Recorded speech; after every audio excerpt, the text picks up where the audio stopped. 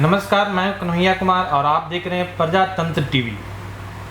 अभी हम आपको एक नए मेहमान से मिलाने जा रहे हैं जो कि हमारे समाज के लिए एक फ्री एजुकेशन का प्रस्ताव लाए हैं टेक्नो हिराल के थ्रू। तो आज हम कुछ इनसे बात करते हैं, धनंजय सिन्हा से, जो कि टेक्नो हिराल का एडवाइज़र कमेटी में हैं, मेन देख रहे हैं। तो आज हम देखते हैं कि जो फ्री एजुकेशन फॉर ऑल का जो प्रस्ताव लाए हैं उसके पीछे का मोटो क्या है, उसके पीछे का रीज़न क्या है और ये कहाँ तक सक्सेसफुल है हम लोग के लिए, समाज के लिए। तो सर, हम आपसे पहला प्रश्न ये पूछना चाहते हैं कि आप जो टेक्नो हिराल के through free education for all का प्रस्ताव जो लाए हैं, जो प्लान लाए हैं, इसके पीछे का जो आपका मोटो है, आपको आइडिया कैसे आया इसका, है ना, ये सारी चीज़ों के बारे में हम आपसे जानना चाहेंगे। देखिए, मोटो कहाँ, जहाँ तक सवाल है तो मोटो इस कैंपेन के नाम में साफ साफ है कि फ्री एजुकेशन फॉर ऑल।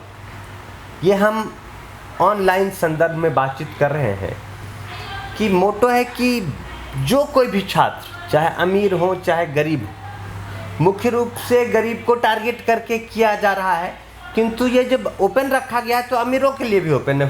कोई भी, जो कोई भी देख सकता है, कोई भी इसके थ्रू पढ़ सकते हैं। तो हम लोगों ने ऑनलाइन एजुकेशन को फ्री करने का ये जो प्लान किया है, इसके पीछे की जो और वजहें हैं, जो बैकग्राउंड है, वह इस प्रकार है कि भारत में जो पहले से क्लासरूम एजुकेशन का चलन रहा, ज़्यादातर अभी आगे भी चलेगा, लेकिन क्लासरूम एजुकेशन एक बहुत महत्वपूर्ण तरीके से स्कूल में, कॉलेज में, यूनिवर्सिटी में चल रहा है और इसे लेकर लगातार मांगे भी उठ रही थी कि इसे फ्री किया जाए, कि कैसे ये फ्री हो सकता है सबके लिए। आप अगर देखें, राज्य सरकारों की स्कूलें हैं, केंद्र सरकारों की स्कूलें हैं, जो सरकारी स्कूल के तौर पर जिन्हें जाना जाता है, मैक्सिमम जगह पैसे नहीं लगते हैं या ना के बराबर लगते हैं या कम लगते हैं। लेकिन जो IITs, NITs जैसे भी इंस्टीट्यूशन हैं, वहाँ पैसे अब पहले कम लगते थे, अब ज़्यादा लगने लगे। सरकार चला नहीं पा रही है मतलब। और प्राइवेट स्कूलों की बात देखें या कॉलेजों की बात देखें तो वहाँ तो काफ़ी मात्रा में पैसे दे करके छात्र छात्राएँ पढ़ते हैं। तो सरकारी स्कूलों के बारे में, जो प्राइमरी हाई स्कूल लेवल के स्कूल हैं ज़्यादातर राज्यों के, तो उसमें लो ग्रेड ऑफ एजुकेशन की बात हमेशा उठती रहती है कि वहाँ का एजुकेशन लेवल अच्छा नहीं है। तो कैसे एक स्टैंडर्ड एजुकेशन फ्री उपलब्ध हो सके, इसको लेकर लगातार मांगे भी हो रही थी, राइट टू एजुकेशन की बात भी हो रही थी। लेकिन और यह जब भी हो पाएगा ऑफलाइन क्लासरूम के बारे में, तो वह सरकार के द्वारा ही संभव है, वह किसी व्यक्ति या किसी एक संगठन के द्वारा संभव नहीं है, और अभी तो सरकार भी नहीं कर पाई है। लेकिन इस कोरोना पीरियड में हमें लगा कि ऑनलाइन एजुकेशन पर अगर हम काम करें, टेक्नो हिराल जो कि एक छोटी संस्था है, अगर इसका सपोर्ट मिले और भी जो बुद्धिजीवी वर्ग के लोग हैं पूरे भारतवर्ष में, एक समूह अगर तैयार हो जाए इस बात को, तो 2-4 साल 5 साल में ऑनलाइन एजुकेशन को कम्प्लीटली फ्री किया जा सकता है। क्योंकि अभी हमने देखा कि कई संस्थाएं ऑनलाइन एजुकेशन प्रोवाइड कर रही हैं। हमें पता चला, और पहले से भी कुछ जानकारी थी, कि पहले भी जब ये कोरोना पीरियड नहीं था तो पहले भी कई संस्था, ऑर्गेनाइजेशन और कंपनियां हैं जो वेबसाइट के माध्यम से, ऐप के माध्यम से ऑनलाइन एजुकेशन दे रही थी, और जैसे क्लास 1 से लेके क्लास 10 तक, क्लास 12 तक इस तरह की शिक्षाएं दे रही हैं। लेकिन वे जो पहले से दे रहे हैं, वे क्या कर रहे हैं कि कुछ चीज़ें सैंपल के तौर पर फ्री शुरुआत में कुछ लेक्चर्स दे रहे हैं वो लोग, वीडियो लेक्चर्स और इस तरह का 2-4 लेक्चर्स या 2-4 दिन या एक सप्ताह या 1 महीना मैक्सिमम कोई पढ़ा रहा है फ्री ऑनलाइन। उसके बाद वो चार्ज इसको लेकर कर रहे हैं, वो चार्जेबल। हाँ, मतलब बच्चे को अगर रुचि आ गया, पसंद आ गया कि ये ठीक है, तो अब चार्ज लगेगा, ये बात क्लियर है। लेकिन हमने ये सोचा कि, और मुझे स्कोप भी मिला कि इसको फ्री किया जा सकता है। स्कोप इसलिए मिला कि जब देखिए कोई भी संस्था, कंपनी चला रही है अगर, तो निश्चित है उसमें एक्सपेंसेस आते हैं, और एक्सपेंसेस को पूरा करने के लिए उन एक्सपेंसेस को पूरा करने के लिए आपको फ़ी चाहिए भी, तो बच्चे से वो फ़ी लेते हैं। लेकिन हमें जब पता चला कि कई सोशल मीडिया प्लेटफॉर्म हैं जैसे यूट्यूब वगैरह, तो वे भी अगर आप कोई वीडियो लेक्चर तैयार करके उस पर डालते हैं तो कुछ क्राइटेरिया पूरा होने के बाद वे भी एडवर्टीजमेंट देते हैं और उससे भी कुछ इनकम आता है। तो मैंने ये तय किया कि जब एक तरफ से इनकम आता ही है, सोशल मीडिया प्लेटफॉर्म के थ्रू जो एड्स वगैरह मिलते हैं उससे इनकम आ ही सकता है, तो उस इनकम से का मैंने आकलन भी किया जो जानकार लोग हैं उनसे। तो मुझे लगा कि छात्र छात्राओं पर बिना कोई चार्ज किए इसको बढ़ाया जा सकता है, चलाया जा सकता है और कहीं कोई दिक्कत नहीं है।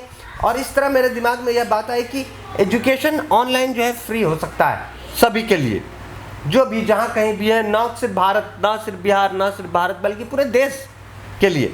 क्योंकि फिर तो एक बार जब तैयार हो जाएगा तो सिर्फ भाषा का विकल्प को बदलने की बात रह जाएगी, डब दूसरे भाषा में करने की बात रह जाएगी, तो वो भी हो जाएगा, बहुत बड़ी बात है। तो मुझे लगा कि ये ऑनलाइन एजुकेशन को फ्री किया जा सकता है। तो यह पहल जो टेक्नो हेराल्ड के सपोर्ट से हमें ने अब शुरू करने किया है। ये आपसे जानना चाहेंगे कि आप जो ये कोर्स लाए हैं, जो प्लान लाए हैं, इसमें किस टाइप के कोर्सेज को आप प्रीफर करेंगे? जैसे कोई कोर्स वर्क को करेंगे, जैसे बीटेक हो गया, फिर कोई पीएचडी हो गया, कोई 10th का कोर्स हो गया, 11th 12th का कोर्स हो गया, फिर कम्पिटिटिव एग्ज़ाम का कोर्स हो गया, तो आप इसमें किस तरह के कोर्सेज को लाना चाहेंगे और किस तरह के लोगों को आप कैसे इसमें जोड़ना चाहेंगे और कैसे इन्वॉल्व करेंगे? क्योंकि सबसे बड़ी क्वेश्चन उठती है कि फ्री एजुकेशन, तो जो यहाँ पे जुड़ना चाहेंगे आपके साथ, उनके साथ आपका क्या डील होगा, कैसे आप उनको जोड़ना चाहेंगे? वो आपके साथ फ्री करना चाहेंगे या नहीं करना चाहेंगे, या करेंगे फ्री तो उसके पीछे का कुछ रीजन्स होगा, ये सारी चीज़ें हम जानना चाहते हैं आपसे। नहीं, वो देखिए फ्री एजुकेशन कैसे, पहले तो कोर्स की बात करें जो आपने कहा। कोर्स में ये KG to PG, okay, KG to PG तक का दायरा रखा गया है और उससे भी ज़्यादा दायरा है, ये तो मिनिमम। लेकिन पहले इस पे काम कर रहे हैं कि केजी टू पीजी तक के जो सिलेबस हैं अलग अलग सब्जेक्ट में, आर्ट्स के हों, साइंस के हों, कॉमर्स के हों, टेक्नोलॉजी के हों, मेडिकल के क्षेत्र से जुड़े हों, फिजियोथेरेपी है, पैरामेडिकल है, तो सब्जेक्ट्स बहुत। फिर रिलीजन है, फिर रिलीजन में भी भारतीय पुरानी परंपराओं के कई तरह के कोर्स हैं, जैसे आयुर्वेदा है। तो इस तरह के सैकड़ों कोर्स को इसमें समाहित करने का, और मैक्सिमम इस तरह की जो कोर्सेज की मैंने चर्चा कर रहा हूँ, तो कहीं ना कहीं इसकी पढ़ाई होती है। इसमें बैचलर म्यूजिक है, बी म्यूज़ है, आर्ट है, तो कई तरह के पॉलिटिक्स है, bachelor in politics, master in politics की पढ़ाई होती है देश में। तो स्कूली शिक्षा से लेके जितनी तरह की शिक्षा कम से कम भारत में हो रही है, उसको सबसे पहले इसमें उस सिलेबस से जुड़े अध्यायों पर वीडियो लेक्चर्स उपलब्ध कराना यूट्यूब के माध्यम से, ये पहला हमारा काम है। इस दौरान या इसके बाद अगर हमें इन सिलेबस और सब्जेक्ट से बाहर के भी विषय के ज्ञानवर्धक अगर टीचर और मिलेंगे तो हम उसके भी लेक्चर्स, उनके वीडियो को भी इस पर लगाएंगे, जगह देंगे और इसे एक वर्ल्ड वाइड पोजीशन देने का प्रयास करेंगे। फिर दूसरे देशों के भी सिलेबस पर गौर हम लोग करेंगे, लेकिन वो अभी टाइम बाकी है। मतलब इसका ये एक सीमा में, ज्ञान की कोई सीमा नहीं कभी होती है। तो हमें अंतरिक्ष विज्ञान है, कई चीज़ें हैं, एरोस्पेस से रिलेटेड चीज़ें हैं, तो इसको हम लोगों ने एक बंधन में फिक्स नहीं किया है, लेकिन शुरुआत के लिए सिलेबस वाले चीज़ों पर जोर दिया है ताकि लोग इसको लोगों को ज़्यादा से ज़्यादा सर्विस मिल सके। अभी आप देखेंगे तो टेक्नो हेराल्ड के यूट्यूब चैनल पर, फेसबुक पर अभी भी, चूँकि टेक्नो हेराल्ड तो गेट और इंजीनियरिंग से जुड़े कोर्सेज के लिए तैयारी कराता रहा है, तो अभी वर्तमान में हम लोगों ने कुछ वीडियो लेक्चर्स उपलब्ध कराए हैं टेक्नो हेराल्ड के यूट्यूब चैनल पे। अभी भी वहाँ जाकर छात्र छात्राएँ देख सकते हैं। जो मुझे लगता है इंजीनियरिंग जो कर रहे छात्र छात्राएं हैं, उनके लिए उपयोगी है। First year, second year, third year, fourth year में जो पढ़ रहे हैं उनके लिए उपयोगी है ये सारे लेक्चर्स। तो अभी भी वे जाके पढ़ सकते हैं और आगे धीरे धीरे धीरे धीरे धीरे हम उस पर ढेर सारे उपलब्ध कराएंगे और बढ़ता जाएगा कारवां, ऐसी प्लान है। और जिसमें एक और महत्वपूर्ण सवाल आपने पूछा कि लोग क्यों जुड़ेंगे, मतलब टीचर्स क्यों जुड़ेंगे, why teacher will teach for us, ठीक है ना। तो देखिए अभी मैंने आपसे बात किया कि किसी भी जो पहले से भी चल रहे ऑर्गेनाइजेशन हैं जो ऑनलाइन एजुकेशन में काम कर रहे हैं वेबसाइट से, जो चार्ज भी लेते हैं, तो बच्चे से भी चार्ज लेते हैं और उन्हें सोशल मीडिया के कई प्लेटफॉर्म्स से चलता है तो उससे भी चार्ज मिलता है। तो हमने सिर्फ ये तय किया कि जो सोशल मीडिया के प्लेटफॉर्म्स वगैरह के थ्रू जो ऐड आता है वो चार्ज तो आ रहा है, हमें सिर्फ बच्चे से नहीं लेना है। तो ये जो चार्ज आएगा और आ रहा है, इसी से जो इन्वॉल्व लोग होंगे, जो टीचर होंगे, जो अन्य भी पूरे प्रबंधन में इसके इन्वॉल्व लोग होंगे, आखिर कब तक से तो कोई काम नहीं, ये लंबा चलेगा काम, तो ये अभियान लंबा चलेगा, ये सतत चलने वाला अभियान होगा। तो ये जो one sided, two sided collection जो अभी तक हो रहा था कि सोशल मीडिया वगैरह के ऐड वगैरह से भी पैसा आए और बच्चे से भी कुछ पैसा लिया गया, इसको मैं एक साइड ब्लॉक करना चाहता हूँ कि बच्चे से पैसा ना लिया जाए। बच्चे से पैसे लेने में आपत्ति सिर्फ इस बात की है मुझे, क्योंकि जो सक्षम लोग हैं वो तो दे लेते हैं, लेकिन अक्षम लोग नहीं दे पाते हैं। तो ये अक्षम लोगों को टारगेट करके ये बनाया जा रहा है कि पैसे नहीं लिए जाएंगे और सक्षम लोग भी देख लें तो हमें कोई हर्ज नहीं है। तो हम जो इनडायरेक्ट जो पेमेंट आएगा, जो एडवर्टीजमेंट इत्यादि के माध्यम से सोशल मीडिया से, वो एक्सेप्ट करेगी संस्था और उसी का डिस्ट्रीब्यूशन करेगी जो इन्वॉल्व लोग रहेंगे, चाहे टीचर हो या पूरे सिस्टम जो तैयार करने में, जो प्रबंधन में जुड़े लोग होंगे, इस तरह से हम चलाएंगे। ओके। इसमें आप एक कमेटी बनाए हैं, एडवाइजर जो कमेटी है आपका, जिसका हेड आप हैं, बाकी और भी बहुत सारे लोग हैं इसमें, तो इसमें किस टाइप के लोग जुड़े हैं, आप थोड़ा सा उसके बारे में हम जानना चाहेंगे आपसे। देखिए इसका जो निश्चित तौर पे कि ये काम अकेले तो हो नहीं सकता, तो निश्चित ही इसके लिए एक बड़े टीम की ज़रूरत है, 100 लोग, 1000 लोग की ज़रूरत पड़ेगी। तो अभी जो हमने इस पूरे सिस्टम को कोऑर्डिनेट करने के लिए, बातों पर निर्णय लेने के लिए जो एक कमेटी, नेशनल एडवाइजरी कमेटी बनाई है, देखिए यह कोई बहुत बिजनेस को टारगेट करके यह काम हो नहीं रहा, तो एक समाज सेवा के भाव से काम करना है। तो एक नेशनल एडवाइजरी कमेटी जो हमने तैयार की है प्रथम चरण में, उसमें 12 लोग हैं और ये 12 लोग अभी के वर्तमान के निर्णयों में शामिल रहेंगे। आगे चल के इसमें योग्य लोग और मिलेंगे, इसको बढ़ाया जाएगा।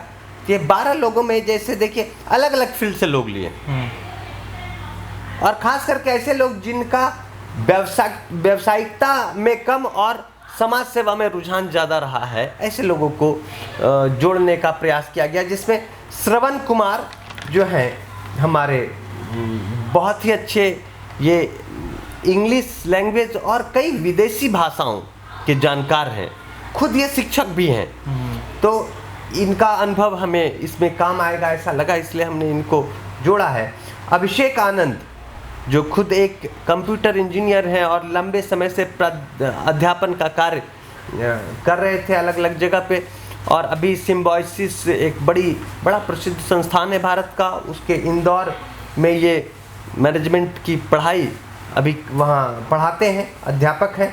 राहुल हैं जो अभी वर्तमान में बेंगलोर में हैं और वे मैथ और फिजिक्स पढ़ाने के लिए जाने जाते हैं, और भारतीय सांख्यिकी संस्थान जो दिल्ली में है वहाँ से उन्होंने मास्टर डिग्री किया है और उनका भी लंबा 7-8 साल का पढ़ाने का लंबा एक्सपीरियंस है। रितेश अम्बस्ठा हैं जिन्हें हमने जोड़ा है, ये भी कंप्यूटर इंजीनियर है और ट्रेनिंग देने का, पढ़ाने का और लंबा इंडस्ट्री एक्सपीरियंस भी इनका है कि प्रबंधन के क्षेत्र में भी इन्हें काफ़ी अनुभव है। मतलब कंप्यूटर एजुकेशन और कंप्यूटर के जो मॉडर्न कई तरह के एजुकेशन लॉन्च हुए बाद में धीरे धीरे प्रोग्रेस पे, उस पर भी, और फिर प्रबंधन में भी इन्हें अच्छा खासा अनुभव है। और मीडिया के क्षेत्र से हमने कौशलेंद्र प्रताप सिंह जी को जोड़ा है। इसमें सभी तरह के क्षेत्र से लोगों को जोड़ा गया है। सुशील कुमार नैन, ये हरियाणा के हैं, और इन्होंने भी सिम्बायोसिस जो बड़ा संस्थान भारत का है प्रसिद्ध, उससे प्रबंधन में इन्होंने मास्टर डिग्री किया है। और उसके बाद इन्होंने कई संस्थाओं में अच्छा, बहुत ज़बरदस्त मार्केटिंग और प्रमोशन के क्षेत्र में काम किया है, तो इन्हें हमने जोड़ा है। इसके बाद मोहम्मद कुमैल आलम है, जो माइनॉरिटी के फील्ड में एजुकेशन से रिलेटेड ही काम लगातार लंबे समय से करते आ रहे हैं, और वर्तमान में तालीम नाम की संस्था के अंतर्गत ये ज़रूरतमंद लोगों को उच्च शिक्षा पढ़ने के लिए प्रेरित करने का काम कर रहे हैं, तो इन्हें भी हमने जोड़ा है। इसके बाद विशाल कुमार, सौरभ कुमार, हिमांशु कुमार, सुष्मिता कुमारी और अर्जेश राज, ये युवा हैं जो खास तौर पर युवा नेता के तौर पे ये लोग जाने जाते हैं। समाज सेवा इनकी रुचि भी समाज में है। जबकि इसमें से इन 5 जो नाम हमने बाद में लिए, ये सारे, एक को छोड़ के बाकी सारे इंजीनियर। एक हिमांशु कुमार है जो पटना यूनिवर्सिटी में शोध के छात्र हैं, और बाकी विशाल कुमार इंजीनियर हैं, सौरभ कुमार इंजीनियर हैं, सुष्मिता कुमारी इंजीनियर है, अर्जेश राज इंजीनियर है। लेकिन इंजीनियरिंग पढ़ाई कंप्लीट करने के बाद भी इन लोगों ने समाज सेवा में इनकी रुचि लगातार ज़्यादा दिखती रही है, तो हमने इन लोगों को जोड़ा है। ये सभी लोग फ्री एजुकेशन के कॉन्सेप्ट को, जिसमें कि छात्रों को नहीं पे करना पड़ेगा, इसे लेकर ये सब इन सबसे बातचीत भी हो, ये सब प्रोत्साहित भी हैं, और इसे एक रिवोल्यूशन भरा कदम मानते हुए इस पे बढ़ने को अब तैयार है। और मुझे उम्मीद है कि कन्हैया जी, एक चीज़ मैं आपको बता देना चाहता हूँ। एक तो हम काफ़ी दूर तक पहुँचेंगे, और हम काफ़ी दूर तक पहुँचें और कितनी दूर तक पहुँचे ये भी सेकेंडरी है।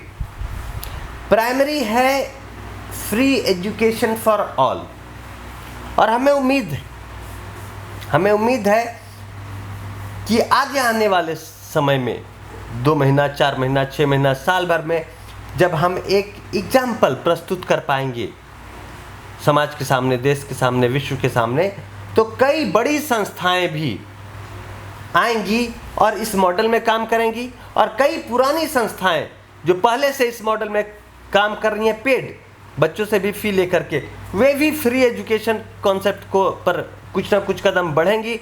और एक चीज़ तो मुझे विश्वास 100% है कि फ्री एजुकेशन टू ऑल हो जाएगा, चाहे हमारी संस्था करे या और 10 संस्था मिल करके इसको फैलाए, या इसको देख करके अन्य संस्थाएं आए, लेकिन ये भरमार हो जाएगा। जैसे आपको मैं बताता हूँ कि एक मोहल्ला है और वहाँ कोई किराना स्टोर नहीं है, तो लोग जाते हैं दूर खरीदने, और एक किराना स्टोर खुल गया मोहल्ले के भीतर, तो फिर क्या हुआ, 5 खुल गए। अब क्या है, पूरे मोहल्ला वासियों को सुविधा हो गई। तो मैं इस बात को लेके 100% विश्वस्त हूँ, जो परिपाटी जो तौर तरीका रहा है उन सब चीज़ों का आकलन करते हुए, कि ये जो हम लोगों ने स्टेप बढ़ाया है, और भी संस्थाएं और भी कंपनियां इस फील्ड में आएंगी, चाहे 10 दिन बाद आएँ, चाहे 100 दिन बाद आएँ, या हमारे एग्जाम्पल सेट करने के बाद आएँ, लेकिन आएंगे, और बड़ी संस्थाएं आएंगी, हमसे भी बड़ी संस्थाएं आएंगी। और निश्चित तौर पर भारत में ऑनलाइन एजुकेशन फ्री हो पाएगा, और अक्षम से अक्षम लोग, सिर्फ एंड्रॉयड फ़ोन और इंटरनेट वाला जिन्हें उपलब्ध हो पाएगा, और जिन्हें नहीं बल्कि एक समूह को भी उपलब्ध हो पाएगा। अगर 5 छात्र मिलकर के भी एक उपलब्ध कर पाते हैं, तो भी वो सभी तरह के एजुकेशन को फ्री में पा सकेंगे। इसी विश्वास के साथ मैं यह कदम बढ़ा रहा हूँ, और मुझे पूरा विश्वास है यह सफल होगा ही होगा। ओके, चलिए very very thank you sir. आप इसको आगे इसी तरह से कंटिन्यू रखें और समाज सेवा में आप काम करते रहें। थैंक यू, बहुत बहुत धन्यवाद।